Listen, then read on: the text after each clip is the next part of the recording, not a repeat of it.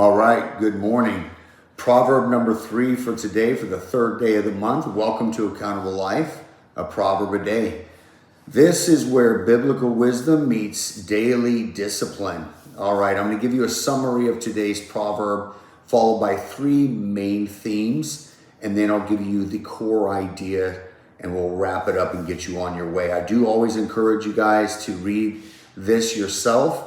But if you can't, that's why I'm here, to give you a quick summary. I'm just letting you know, though, this summary is by me, just a man trying to break it down in a simplest form so that you can digest it quickly. If you read it yourself, you're likely to get a lot more of it than I am able to portray here, because the Holy Spirit will speak to you in different ways. So I encourage you to do that. But here we go. All right. The summary is: trust the Lord with all your heart, honor him with your first fruits, and embrace his discipline. He strengthens your path, grants health and prosperity, while self-reliance and wickedness leads to ruin. Just one thing I want to mention: trust in the Lord with all of your heart. This type of trust is a hierarchical type of trust. So it's not like trusting your peer or trusting your neighbor. This is trusting God. This is similar to, think about the military, the type of relationship you know that a soldier would have with his commander, or that a child would have with their parent. There is a hierarchical element here that is required, a submission element, in order for us to that would be giving in the process of trusting him. And then, of course, followed by that is giving his first fruits, which requires a level of trust. If you're going to give your money away, your hard-earned fruits, you're trusting that the Lord is going to do well by you in that situation, right? And keep you afloat, right? As sacrificial as that is, it's really good, really good. Okay, so that's the summary. This whole chapter is clearly like the heartfelt charge of a father, as he speaks to his son. The 3 main themes: the first one, wholehearted trust and generosity. This is verses 1 through 12, summarized as this: keep God's commandments for long life. Bind mercy and truth around your neck. Lean not on your own understanding. Honor him with wealth and accept his loving rebuke.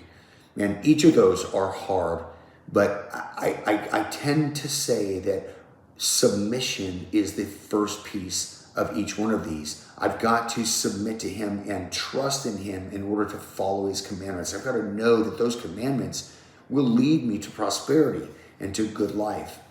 The second theme, the priceless value of wisdom. We know this, right?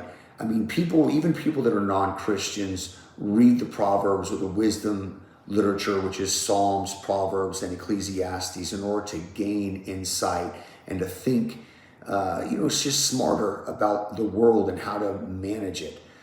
Here are, this is verses 13 through 20. She, being referred to as wisdom, is more profitable than silver, longer than riches. By her God founded the earth. By wisdom God founded the earth. Happy are those who hold her fast. Of course, wise people, they're not. They're wealthy beyond monetary ways, right? Just imagine if we just had a clear understanding of all the things that we're struggling in life with, regardless of its effect on our wealth. Just having a clear understanding. A lot of us it'd be so nice to just not feel lost, right? That is the purpose of studying the Proverbs. That is the benefit of taking a few minutes of your day and gathering the wisdom that God is handing to us. All right. Last theme is confident living and neighborly love. Verses 21 through 35. Guard sound wisdom for life and safe steps.